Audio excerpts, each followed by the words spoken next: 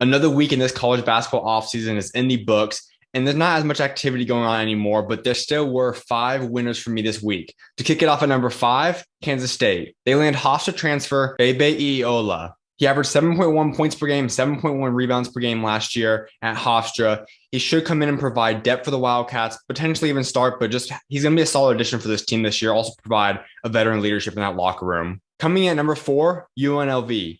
They land Arizona transfer Shane Noel. UNLV has lost quite a few crucial pieces to last year's team, but Shane could potentially offset some of these losses. He's a guy that didn't get too many minutes last year at Arizona, but being a former top 100 recruit, he has a lot of potential. I've seen the skill from him back when he's playing at AAU level and throughout his high school career. He can come into UNLV now, and he has a chance now to take on a starting role and be one of the go-to scorers for the Running Rebels this year. At number three, San Diego. They land Weber State transfer Sigu Sissoko Joara. Last season, he averaged 12 points a game, 2 rebounds, 3 assists, 1 steal per game. He's going to come in and be another very solid addition to Steve Lavin's team this year. And this is starting to look like a team that's going to be very competitive in the West Coast Conference next year. Coming in at number two for me is Memphis. They land both Emmanuel Acott and Keontae Kennedy in the transfer portal this week. Although I have them at number two, I completely understand why some people might have them at number one, because this was a huge week for Penny Hardaway and this team.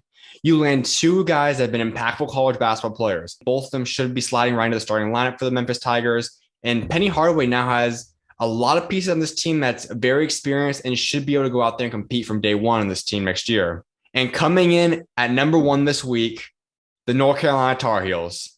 You land Pete Nance in the transfer portal. He is debatably the number one player in the transfer portal this year. Without a doubt, he's top five. There's no debate about that part there. He's a guy that's a legitimate NBA prospect for the 2023 NBA draft.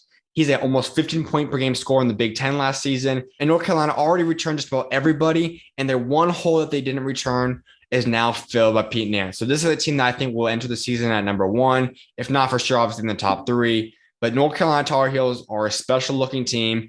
You add on the development of the young pieces and the incoming freshmen.